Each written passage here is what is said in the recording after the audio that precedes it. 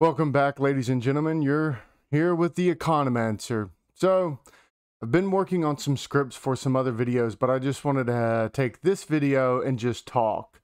So, before I begin, please like, share, subscribe. This one's going to get a little bit spicy. It's going to be a little controversial. And it's going to be controversial in a way that isn't political or cultural criticism or anything like that. It's spicy because this shows like a fundamental problem in how we see the world. So the topic of this video is going to be Machiavelli, right?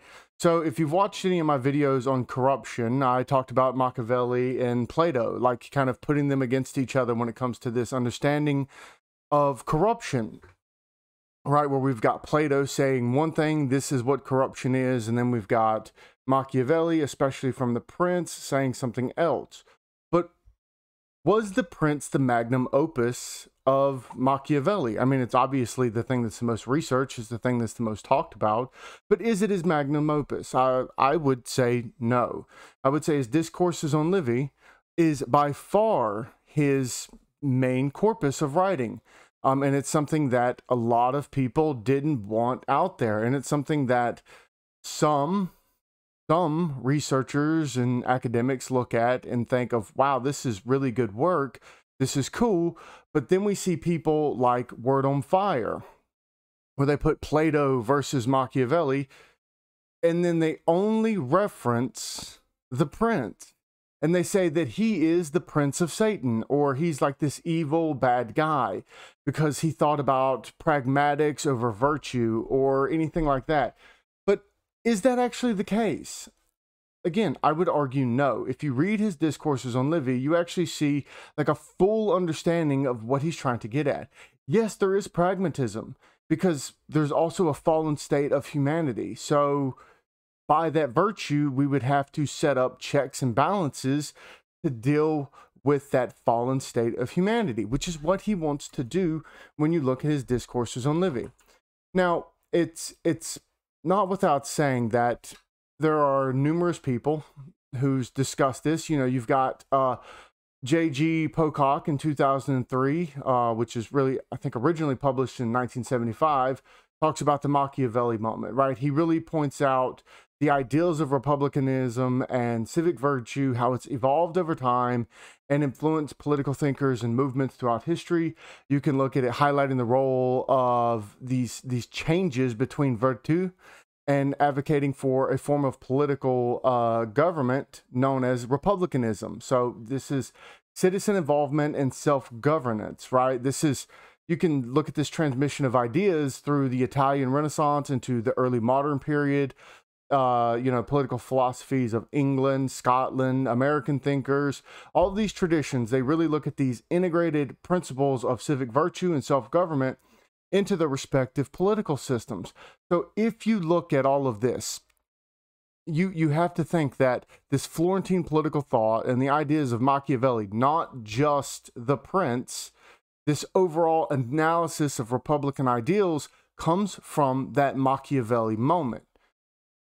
And you can look at how Machiavelli redefined such things as virtue and in this advocating of a political form of government, such as republicanism, and looked at how it was based on citizen involvement and self-government.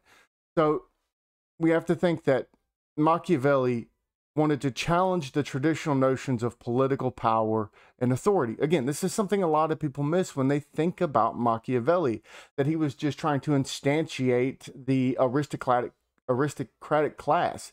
That's not what he meant. But he wanted to get rid of these classical understandings of virtue as moral goodness, right? And the reasoning for this is that he stated that virtue, or virtu, was necessary for an effective government and for the preservation of a republic. So if you look at the Republican system of governance, then you actually see that we want the power vested in the citizenry so we can have more participation, more self-governance. And he also saw republics as more resilient and capable of safeguarding the liberty and the common good of the people. So he's advocating for this Republican form of government and not for the aristocrat. He's not trying to come up with these power dynamics to control everybody's lives and have this idea of, you know, manipulating people and stuff like that. He really wanted to push against that idea. What the Prince is him arguing that rulers should prioritize the preservation of their states, because we had such a world where everything was so crazy. There was wars, there was collapses of state. If you see this, you can see all the people that are losing their livelihoods and their lives to this craziness going on. So if you're trying to have some stability, we have to have this acquisition and this exercise of power over some strict adherence to some moral principles, right? Like, what good does it have you to maintain your principles, your moral principles, when your citizenry is getting ready to be beheaded by the dozens, by the hundreds, by the thousands?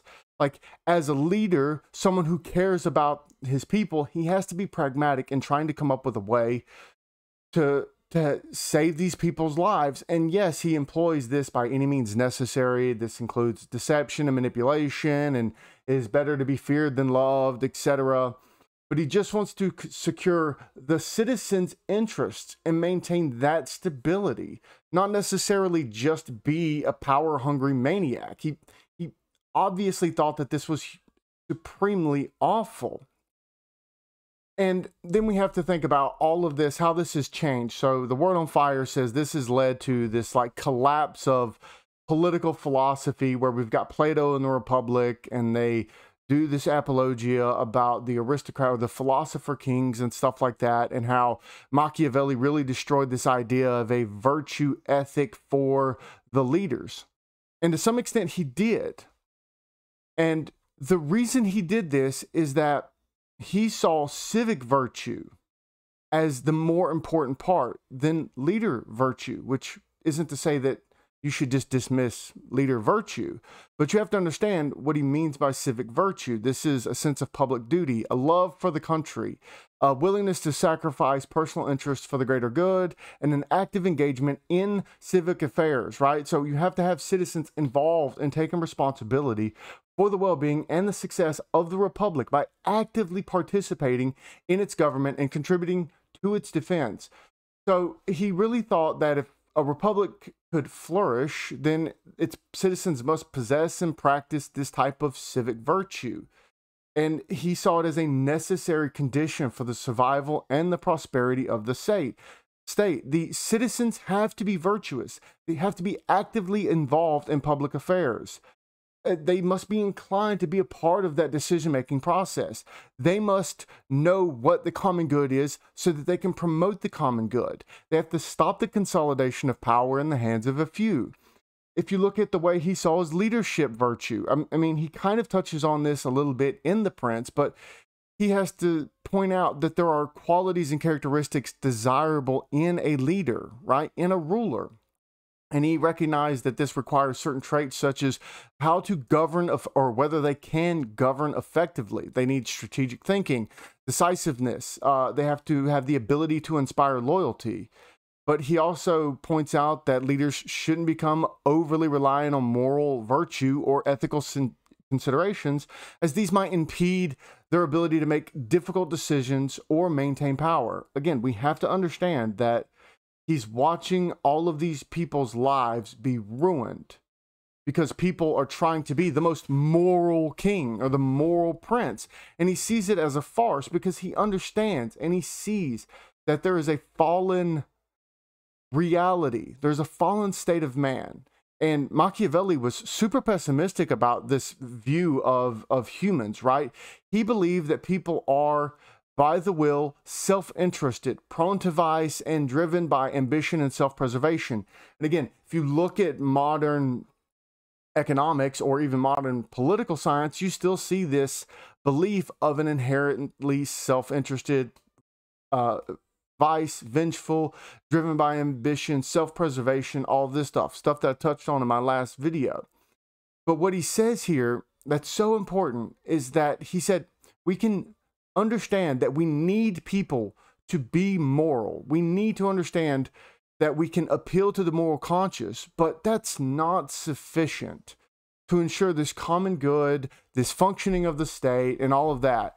And he believed that there was a practical and pragmatic approach to politics that takes into account the flawed nature of these individuals. Because if you have a group of individuals and they're all flawed, right, they're probably all going to be flawed in different ways.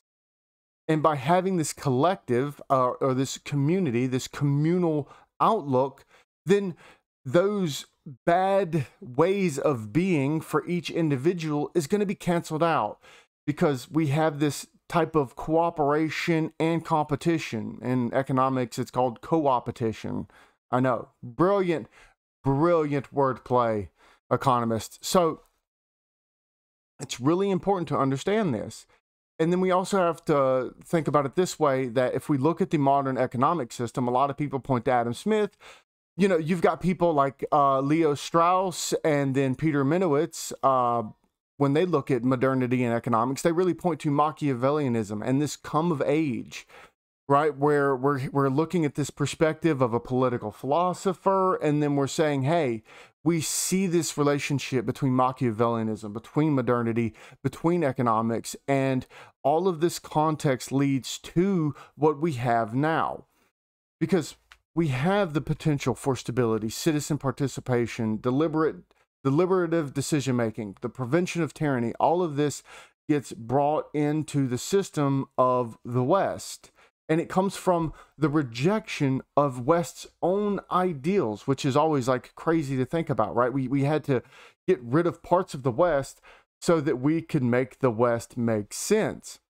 And I find this to be unbelievably beautiful. Now, another thing to think about here is, all right, so we're gonna be looking at Plato and Machiavelli. Again, this is kind of in retort. So if you look at the Prince and then the discourses of Livy, you see this like fundamental difference in him. So let's look at idealism versus realism. So Plato and Machiavelli grapple with some tension between this idealism and realism in political theory. We have Plato with his Republic. He's going to present an idealized vision of a perfectly just and harmonious state. Now, could Machiavelli done this? Yes. But what he says is hey, let's look at reality for just a moment and let's analyze those challenges, right? We have these problems. We have these problems of people wanting political power. Then we look at like leadership and virtue. And again, in Word on Fire, they make a very strong point about saying that he's moving virtue away from how one ought to act and then moving it into power. And that's not the case.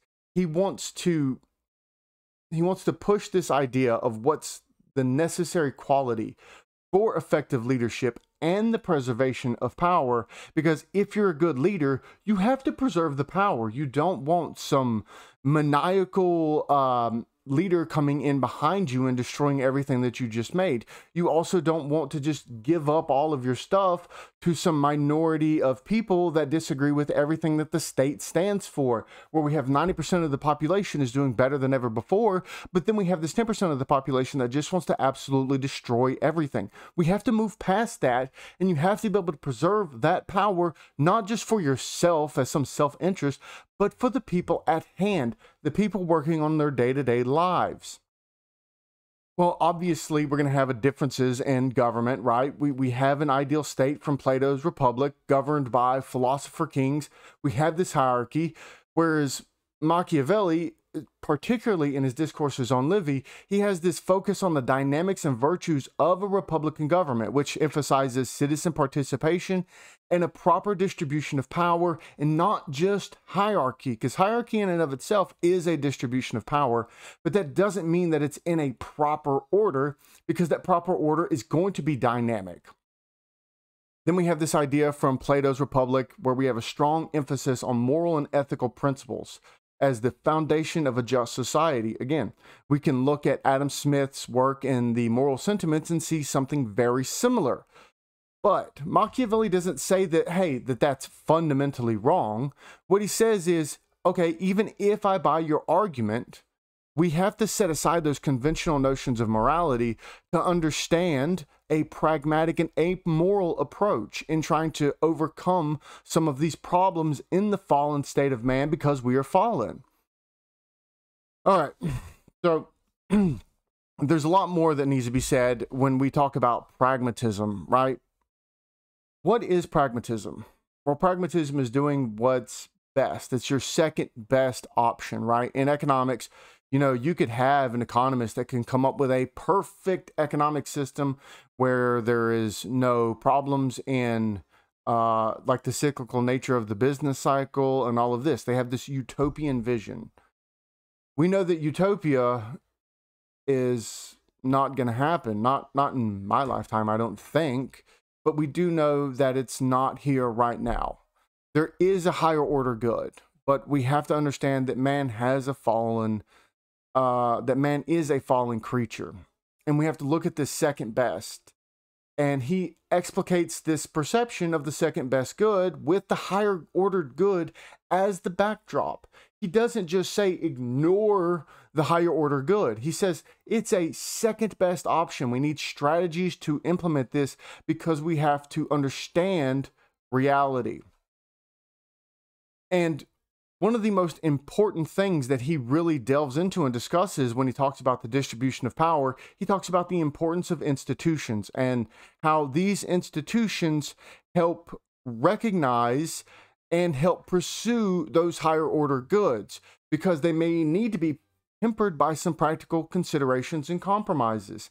And again, if you look at any of the books behind me, all of them point to institutions as things which reduce variety and things which reduce complexity. And all of these things can be stated the same. The highest order good is the most complex, but yet the most simple. That would be God. God is absolutely simple in what God is, but God is beyond all comprehension because he's beyond any level of complexity that the human mind can understand. So God is both the most simple and the most complex. So humans have to understand this kind of reality when we're looking at the world. And then we have institutions.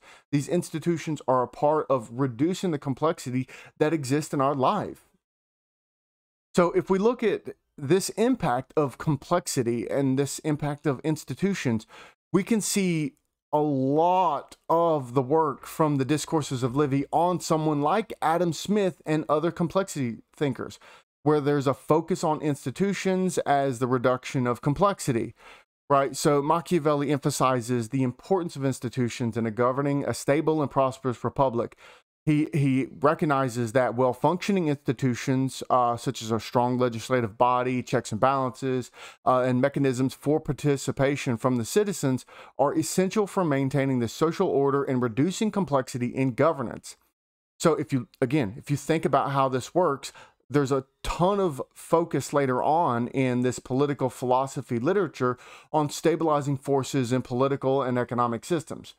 Balance of power. Machiavelli discusses a ton on power distribution and the need to avoid concentration of power. And if we look at Adam Smith, we also see this strong emphasis on a balance of power as a way to prevent abuses and ensure fairness. So Machiavelli emphasizes a system of checks and balances within a republic, which can be seen as the early precursor to a concept of separation of powers, which is fundamental to the United States Constitution and the whole governing body of the United States, right? Then we have complexity and adaptive governance, right? Complexity theory, as we've discussed a lot, emphasizes the intricate nature of these social systems and the need for adaptive governance approaches. So Machiavelli's analysis of social systems and the need for adaptive governance approaches this very closely.